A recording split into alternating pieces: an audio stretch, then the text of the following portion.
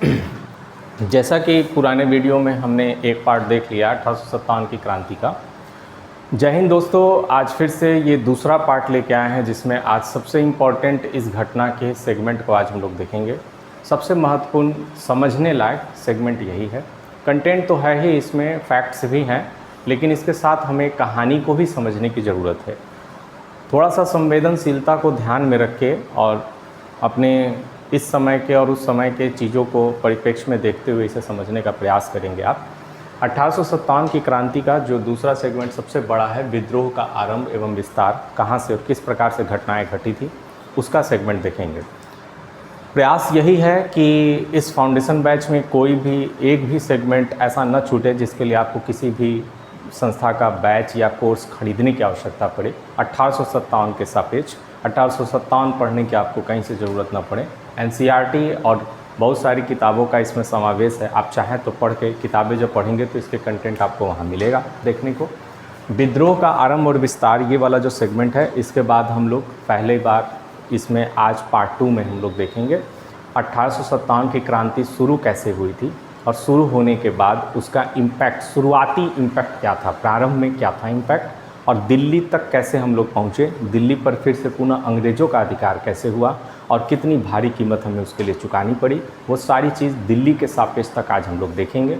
Next part 3 जब आएगा तो उसमें सारे, जहाँ से आप जितने बचे हुए हमारे हैं, चाहे वो कानपुर का क्षेत्र हो, चाहे लखनऊ का क्षेत्र हो, चाहे जगदीशपुर का क्षेत्र हो, चाहे भारत के और समूचे क्षेत्रों से जहाँ से रजवाड़े और राजाओं के द्वारा नेतृत्वकर्ता में लोग इस क्रांति का, इस स्वाधीनता संग्राम का नेतृत्व कर रहे थे, उसको बढ़ा रहे थे, संघर्ष में लगे हुए थे, उनकी घटनाओं को पार्ट 3 में देखेंगे। आज हम लोग दिल्ली तक जाएंगे, दिल्ली तक ही इसको पूरा समझने का प्रयास करेंगे और विस्तार कैसे हुआ ये भी समझेंगे और आरंभ कैसे हुआ ये भी समझेंगे। आइए स्टार्ट करते हैं। विद्रोह का जो आरंभ हुआ था, सबसे पहले एक छोटी सी बंदूक में जो प्रयोग होती है कारतूस, चर्बी लगे हुए कारतूस बनाए गए थे, उसके विरोध से हुआ था। शुरुआत में हमें ये देखने को पता चलता है कि ये एक प्रकार से अपने यहाँ धर्म के प्रति जो लगाव है व्यक्ति के सापेक्ष, उसका इन्होंने विरोध किया है। मंगल पांडे एक ब्राह्मण जाति से आते थे और चर्बी लगे कारतूसों का प्रयोग करने से उन्होंने बाद में मना किया था, जिसके वजह से धीरे धीरे लोगों के बीच में जो और सैनिक थे, जो और जातियों के थे, उनके में भी ये वर्जित था, उनके में भी इस चीज़ों का प्रयोग नहीं होता था। उन्होंने भी मंगल पांडे का साथ दिया। एक छोटा सा, आप कह सकते हैं, चिंगारी बहुत बड़ा रूप ले लिया। वास्तव में 1857 की क्रांति एक ऐसी क्रांति थी जो आज के सभ्य समाज में तो कल्पना भी नहीं की जा सकती है। आज देखेंगे तो आपको इसका पता चलेगा। चर्बी लगे कारतूसों का प्रयोग से सबसे पहले इनकार हुआ 23 जनवरी 1857 को दमदम के सैनिकों के द्वारा। उसके बाद 26 फरवरी 1857 को 3 दिन बाद बहरामपुर 19वीं एनआई रेजिमेंट ही हर जगह आएगा, बस आपको ये नंबर याद करना है। 26 फरवरी 1857 बहरामपुर 19वीं एनआई रेजिमेंट के द्वारा, ये 2 जगह पे सबसे पहले आप देखेंगे तो क्या हुआ है, कारतूस जो चर्बी के बने हुए कारतूस हैं, चर्बी का मतलब मांस से बने हुए कारतूस थे, उसका विरोध करना इन्होंने शुरू किया था। अब इसमें एक बात याद रखिएगा कि जो चीज़ें हमने इस प्रकार से लिखा है वो इसलिए लिखा है कि ये फैक्ट्स हैं। सबसे पहले डेट आपको याद रखना है, कहाँ के सैनिक थे वो याद रखना है, कौन सी रेजिमेंट थी वो याद रखनी है। ये प्रश्न आते हैं इसलिए। 29 मार्च 1857 को सबसे बड़ी घटना घटी जब बैरकपुर छावनी, जो मुर्शिदाबाद, ये बहरामपुर आपका कलकत्ता से 120 माइल दूर है, कलकत्ता के समीप है। 29 मार्च 1857 बैरकपुर छावनी जो मुर्शिदाबाद के समीप थी, वहाँ पर इसका चर्बी से लगे हुए कारतूसों का प्रयोग मंगल पांडे ने मना किया था।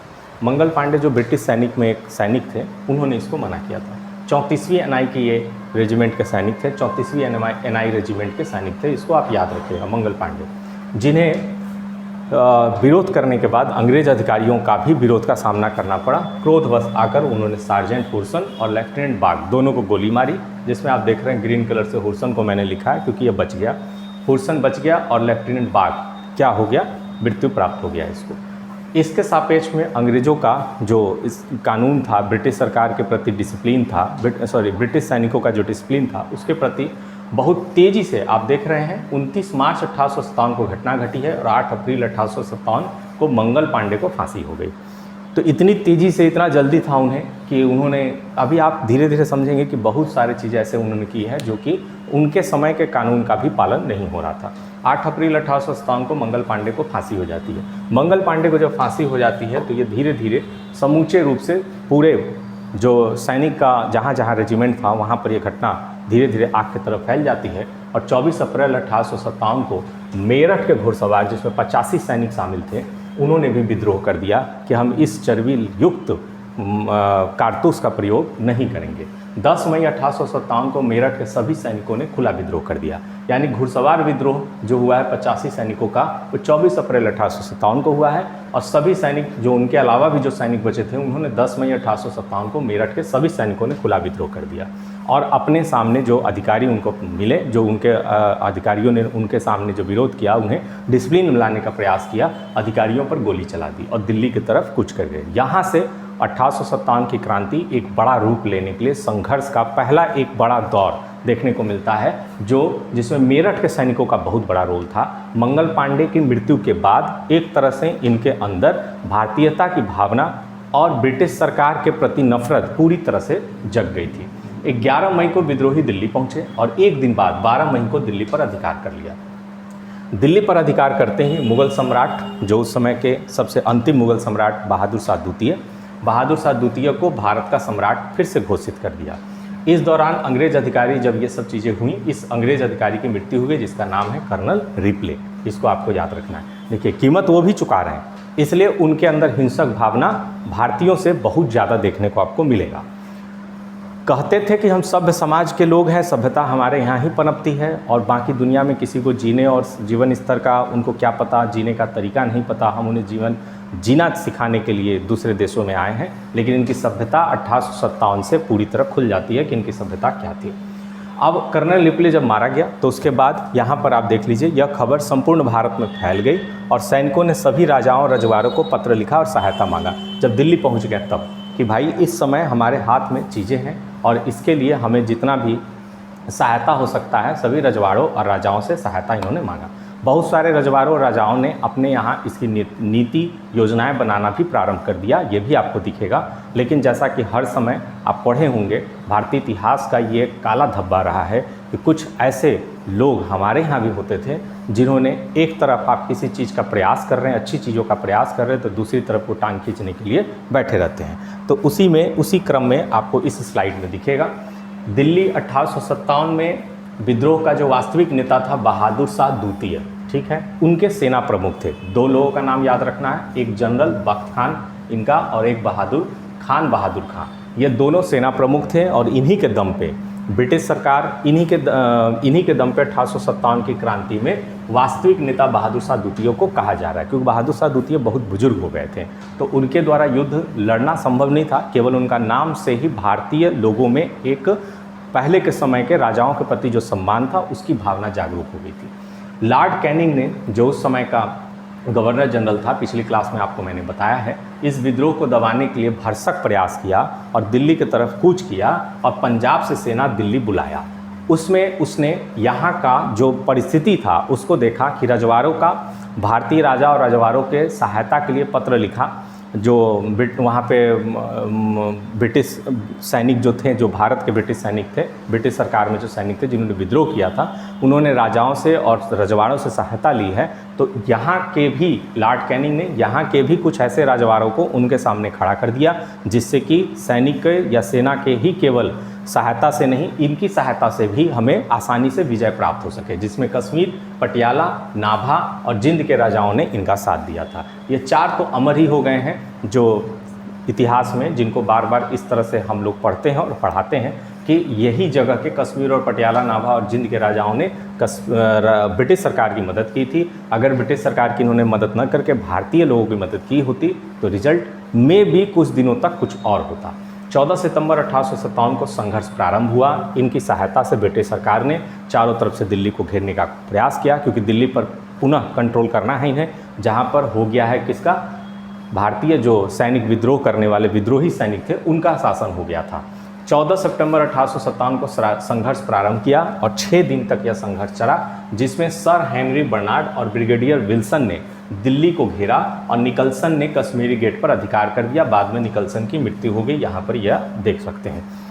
6 दिन के संघर्ष के बाद 20 सितंबर 1857 को अंग्रेजों का दिल्ली पर कब्जा हो गया, यानी फिर से अंग्रेज दिल्ली पर कब्जा अपना बनाने में सफल रहे। इसके बाद मेन घटना 1857 की शुरू हुई, जो कि हम कंपटीशन के छात्र छात्राएं जो होते हैं अभ्यर्थी, वो एक ऊपर से पढ़ कर चले जाते हैं अपने एग्ज़ाम के मद्देनज़र। लेकिन अगर आप ये सिलेबस में अपने किसी एकेडमिक सेशन में पढ़ेंगे तो उसमें आपको यहाँ से जो घटनाएं घटी है उसको सुनने और उसको पढ़ने के बाद एक आपके मन में अजीब सी वेदना होगी, जो आपको एहसास कराएगा कि 1857 की क्रांति केवल जो किताबों में पढ़ के हम फैक्ट्स याद करते हैं वो नहीं है, एक बहुत बड़ी घटना थी जो आज के सापेक्ष में तो सही में वास्तव में किसी भी देश, किसी भी समाज, किसी भी सभ्य समाज में कल्पनीय भी नहीं है। इसके बाद दिल्ली में भयंकर नरसंहार प्रारंभ हुआ। लॉर्ड एफिल्स्टन जो है ये बम्बई का गवर्नर है, बम्बई का गवर्नर है, इसे याद रखिएगा, यानी ये अंग्रेज अधिकारी ही है, भारतीय नहीं है। इसने लिखा, क्या लिखा? दिल्ली पर पुनः जो अधिकार के बाद ब्रिटिश सेना के अपराधों का वर्णन नहीं किया जा सकता। इस समय जो नरसंहार हुआ उसकी भयंकरता नादिर शाह के आक्रमण से भी अधिक थी। नादिर शाह मिडिवल हिस्ट्री में आप पढ़ेंगे, बहुत ही आक्रमणकारी, बहुत ही एक तरह से क्रूर शासक के रूप में जाना जाता है, उससे भी बड़ा था नरसंहार जो हुआ दिल्ली में। उसके बाद हडसन ने बहादुर शाह के रिश्तेदार, अब आगे घटना घटेगी क्या कि जो दिल्ली पर कूच कर लिया, अंग्रेज़ों ने अधिकार कर लिया है, तो जो जो सहायता किए थे विद्रोही सैनिकों का और जो जो उनके साथ थे उनके प्रति ब्रिटिश सरकार की जो एक स्थिति होगी वो बिना नरमी की और क्रूर, एकदम क्रूरता से भरी हुई होगी। तो हडसन जो उस समय का एक तरह से वहाँ पर अंग्रेज कमांडर था, उसने बहादुर शाह के रिश्तेदार, बहुत ही क्रूर कमांडर था हडसन, बहादुर शाह के रिश्तेदार मिर्ज़ा इलाही बख्श की सहायता से, देखिए हर जगह बैठा हुआ है ये विभीषण, आप कह सकते हैं, मिर्ज़ा इलाही बख्श का नाम याद रखना है, सहायता से सम्राट को बंदी बनाकर बेगम जीनत महल, जो उनकी बेगम थी, जीनत महल के साथ रंगून भेज दिया, रंगून में जेल था वहाँ पर भेज दिया। और सम्राट के जो पुत्र थे जिसका नाम था मिर्ज़ा मुगल, मिर्ज़ा ख्वाजा सुल्तान, और पौत्र यानी पोते का नाम था मिर्ज़ा अबू बकर, इन तीनों को लाल किले के सामने खड़ा कर कर गोली मार दी, बिना मुकदमा चलाए, बिना किसी प्रकार का कानून का पालन किए, जो ब्रिटिश सरकार में उस समय लिखा जाता था। अभी कुछ दिनों पहले तक 2023 तक हम लोग ब्रिटिश सरकार के द्वारा ही दिए गए कानून IPC, CRPC, Indian evidence act आप पढ़ेंगे तो उन्हीं का हम पालन करते आ रहे थे, वो हमारे यहाँ भी लागू थे। उसका किसी भी प्रकार से कोई भी एक दलील या वकील कुछ करने की आवश्यकता नहीं हुई, और हडसन ने इन तीनों को लाल किले के सामने खड़ा करके गोली मार दिया। बख्त खां दिल्ली से जो सेनापति था, आपने सेना प्रमुख पढ़ा होगा, जो कि सेना प्रमुख था बहादुर शाह द्वितीय का, उसमें से एक बख्त खां दिल्ली से लखनऊ चला गया और वहाँ संघर्ष करते हुए 13 मई 1859 को मृत्यु प्राप्त किया, शहीद हो गया। मिर्ज़ा गालिब जो एक बेहतरीन रूप से एक शायर थे, जिनको आज दुनिया में हर व्यक्ति जानता है लगभग, जो शायरी का, जिसको शायरी पसंद है, मिर्ज़ा गालिब, सोचिए इतने अच्छे अच्छे शायरी लिखते थे ये। इन्होंने 1857 के विद्रोह पर क्या लिखा है, यहाँ मेरे सामने रक्त का एक विशाल सागर है, रक्त का एक विशाल सागर है और केवल खुदा ही जानता है कि मुझे और क्या देखना बदा है। मतलब ऐसा दृश्य इन्होंने अपने जीवन में सोचा नहीं था, कल्पना नहीं किया था कि हमें देखना पड़ेगा, इसलिए खुदा से एक तरह से ये बोल रहे हैं कि और इससे ज़्यादा मतलब क्रूरता भरा हुआ चीज़ या भयानक चीज़ मुझे जीवन में देखना क्या बचा हुआ है। अब यहाँ तक आपने जो पढ़ा है इसमें, इसके अलावा किस जगह से, कौन कौन जगहों से किसने नेतृत्व किया है उसके बारे में, और किसके नेतृत्व में कितना संघर्ष हुआ, कौन सा नियम आया, कौन से चीज़ों को ब्रिटिश सरकार ने किस जगह पे दिखाया, ये सारी चीज़ें नेक्स्ट वीडियो में आपको मिलेगा। छोटा सा वीडियो था, जिसके बाद आप एक तरफ से लखनऊ, कानपुर, बरेली, जगदीशपुर होते हुए जितने भी क्षेत्र हैं जहाँ जहाँ से हमने, हमारे नेतृत्वकर्ताओं ने लड़ा था, उसको हम नेक्स्ट वीडियो में देखेंगे।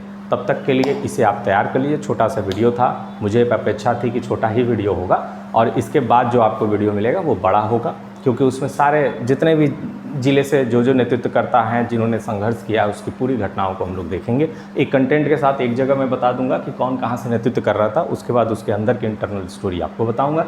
इससे पहले इसके पूरे कंटेंट, इसके पूरे जितने भी लिखा हुआ चीज़ है वो आप पढ़ लीजिएगा, इसमें कहीं भी समस्या आपको ना हो। ठीक है, फिर मिलते हैं कल, तब तक के लिए नमस्कार।